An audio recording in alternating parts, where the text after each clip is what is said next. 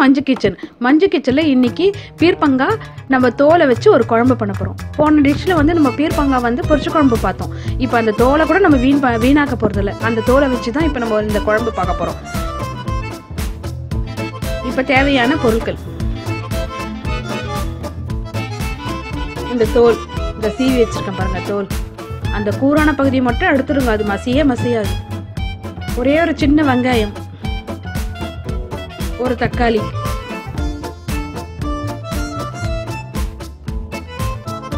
பூண்டு எவ்வளோ சேர்த்துக்கிறீங்களோ அவ்வளோ உடம்புக்கு நல்லது. துவரம்பருப்பு ஒரு 2 ஸ்பூன், ஜீரகம் 1 ஸ்பூன், மஞ்சப்பொடி 1 ஸ்பூன், மிளகு 1 ஸ்பூன், உப்பு தேவையான அளவு. இப்போ 1 ஸ்பூன் ஊற்றி இப்போ நம்ம அந்த பீர்க்கங்காவை வதக்க போகிறோம். துவரம்பருப்பு 2 ஸ்பூன். துவரம்பருப்பு இப்போ நல்லா சிவக்கணும். இப்போ ஜீரகம் 1 ஸ்பூன், மிளகு 1 ஸ்பூன், மஞ்சப்பொடி 1 ஸ்பூன், வெங்காயம் போட போகிறோம். துவரம்பருப்பு நல்லா செவந்த உடனே வெங்காயம் போடணும்.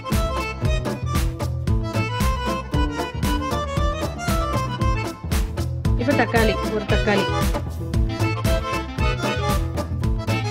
உங்களுக்கு இன்னும் கொஞ்சம் கிரேவி வேணும்னா கூட வெங்காயம் இன்னும் கொஞ்சம் ஏற்றிக்கலாம். கருவேப்பிலை, பூண்டு. நான் சின்ன வெங்காயமாக 1 போட்டேன். உங்களுக்கு கிரேவி நிறைய வேணும்னா பெரிய வெங்காயம் 1 போட்டுங்க.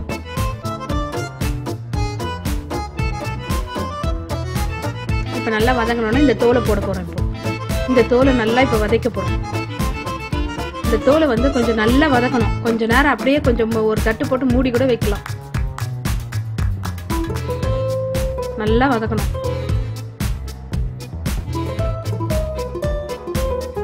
இப்போ ஒரு வால் போஸ்டர் பார்க்க போகிறோம். இப்போ பீர்க்கங்காவை பற்றி ஒன்று சொல்ல போகிறேன். பீர்க்கங்காய் வந்து உடம்புக்கு ரொம்ப நல்லது. இப்போது சுரக்காவாகட்டும் பீர்க்கங்காவட்டையும் நீர் சத்து நிறைஞ்சது. இந்த சம்மரில் தான் இதெல்லாம் கிடைக்கும் பாருங்கள். இந்த சம்மரில் இந்த 2 நம்ம சேர்த்துட்டோம்னா உடம்புக்கு ரொம்ப நல்லது. இப்போ வெயிட் லாஸ் பண்ணுறோன்னு நினைக்கிறவங்கலாம் இந்த பீர்க்கங்காய், சுரக்காய் இதெல்லாம் சாப்பிட்லாம். ஏன்னா உடம்புக்கு வந்து இந்த நீர் சத்தெல்லாம் குறைஞ்சிச்சுன்னா நம்ம வெயிட் நல்லா குறைஞ்சிரும். அப்புறம் அந்த பிபி இருக்கிறவங்க இவங்கெல்லாம் இந்த பீர்க்கங்காவை எடுத்துட்டா ரொம்ப நல்லது. அப்புறம் இந்த வெய்ய சீசனில் உடம்பெல்லாம் ஒரே அரிப்பாக இருக்கும்.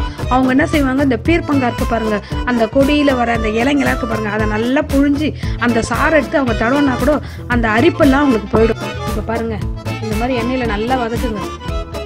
பாருங்கள், ஒரு பெரிய எலுமிச்சை அளவு புளி கரைச்சி ஒன்றாலும் ஊற்றலாம், இல்லை இதுலேயே போட்டு வதக்கிடலாம். உப்பு தேவையான அளவு உப்பு. இப்போ இந்த புளியை நல்லா வதக்கிக்குங்க.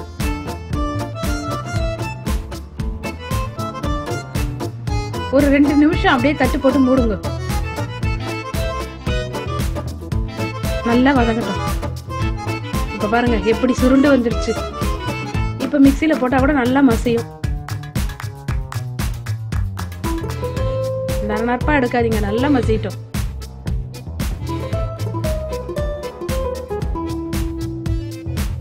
இப்போ 4 வந்து சிகப்பு மிளகாய் 4 முதலே போட்டோம்னா கருத்து போகுது, அதனால நான் கடைசியில் போடுறேன். இப்போ இதையே நல்லா வதக்கிட்டேன். இப்போ மிக்சியில் போட்டு இப்போ நல்லா அரைக்க போகிறேன்.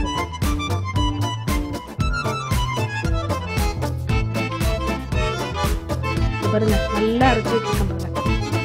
இந்த மாதிரி அரைக்கணும். இப்போ எண்ணெய் கொஞ்சம் நல்லா ஊற்றுங்க, அப்போ தான் இந்த குழம்பு நல்லா இருக்கும். ஒரு 4 ஸ்பூன் எண்ணெய் ஊற்றுங்க. நம்ம குழம்புக்கு என்னென்ன தாளிப்போமோ அந்த மாதிரி தாளிங்க. கடுகு,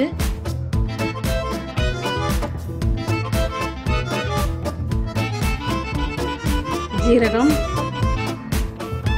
ஒரு மிளகாய், வெந்தயம் கொஞ்சம் போட்டு இப்போ அந்த அரைச்ச விழுதை வந்து இதில் போடுங்க. நல்லா சுருளை வதக்குங்க. ஒன்றுமேல எவ்வளோ சீக்கிரம் முடிச்சுட்டு பாருங்க இந்த குழம்பு. இது மதிய லஞ்சுக்கு சாதத்துக்கும் உங்களுக்கு வரும். இது கூட ஒரு அப்பளம் வறுத்துட்டாவே போதும். அப்பளம் மட்டுக்கும் இந்த குழம்புக்கும் நல்லா இருக்கும். நைட்டு டின்னருக்கு ஒரு தோசைக்கு ரொம்ப நல்லா இருக்கும் இந்த குழம்பு. நைட்டு ஒரு டேஸ்ட்டாக இருக்கும், மதியம் ஒரு டேஸ்ட்டாக இருக்கும் இந்த குழம்பு. இந்த மாதிரி இருக்கணும். உங்களுக்கு எவ்வளோ தண்ணி வேணுமோ அவ்வளோ ஊற்றிங்க. இது திக்னஸாக இருக்கும். இந்த மாதிரி ஊற்றுங்க. தோசைக்கு அவ்வளோ நல்லாயிருக்கும் இந்த குழம்பு.